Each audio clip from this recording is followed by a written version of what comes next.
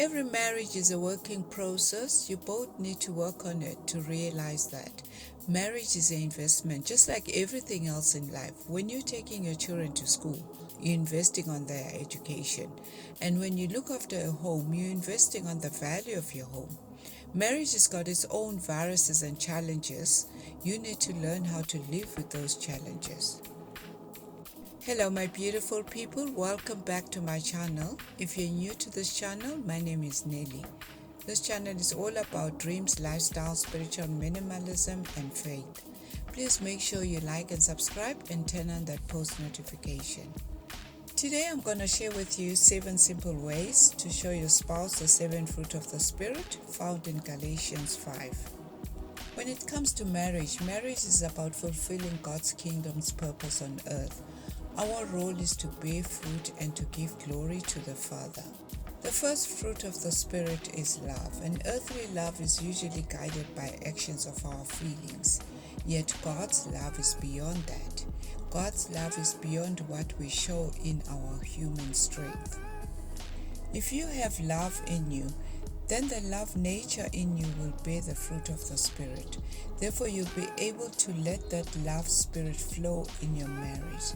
Sometimes it's not easy. You just need to give your spouse a chance to grow. Maybe give your spouse space to grow. Remember, in marriage, we learn every day. The marriage also, it needs to be built on Christ. Christ needs to be the center of the marriage. The next fruit of the Spirit to exercise is joy. We look at Proverbs 17 verse 22. It says, a joyful heart is good medicine, but a crushed spirit dries up the bones.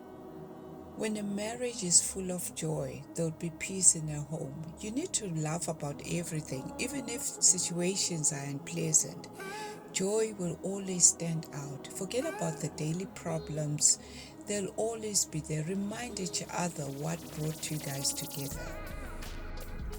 The next fruit of the Spirit to strive is peace. Peace is very important in marriage. It is important to have the right perspective. Don't let minor annoyance cause unnecessary conflicts in your marriage. Conflicts like screaming at your spouse because he left his dirty socks on the floor. Or maybe you like your toothpaste squeezed from the bottom while he squeezes it from the top. Remember, we're all brought up from different backgrounds. Patience is the next fruit of the Spirit, because when you are patient with your spouse, you don't expect perfections. Sometimes you will go through trials in marriage. That's when you need the fruit of patience to manifest. Patience is not about the ability to wait, but having a good attitude while you're waiting. Also, with patience, it makes us wise. When a person has done a mistake, you need to admit it. And when you're right, you need to keep quiet.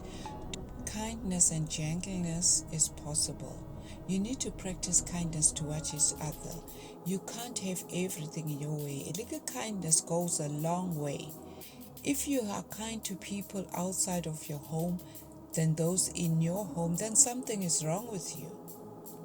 You need to exercise gentleness as well, because gentleness comes forth when you're rude and ungrateful to your spouse. Be careful of your tone when you communicate with each other. Faithfulness is also another fruit of the Spirit that you need to practice, because our entire Christian life, you need to exercise faithfulness and trust. It takes faithfulness to do what's right, even if you don't feel like doing it. Also, when it comes to faithfulness, you accomplished what God wants you to do. Marriage without faithfulness depends on a chance. In 2 Corinthians 5 verse 7, it says, walk by faith, not by sight. The next fruit of the Spirit you need to exercise is meekness, because meekness helps you not to respond the way the enemy wants you to respond. You need your strength to keep yourself under control. Sometimes you need self-control as well. Self-control is very important, because without self-control, it opens doors for the enemy. You need to tame your tongue. An untamed tongue can be a deadly poison. In Proverbs 25 verse 28, it says, a man without self-control is like a city broken into and left without walls. So you need to exercise all the fruit of the Spirit in this situation, especially when it comes to marriage. And also you need to maintain a prayerful life.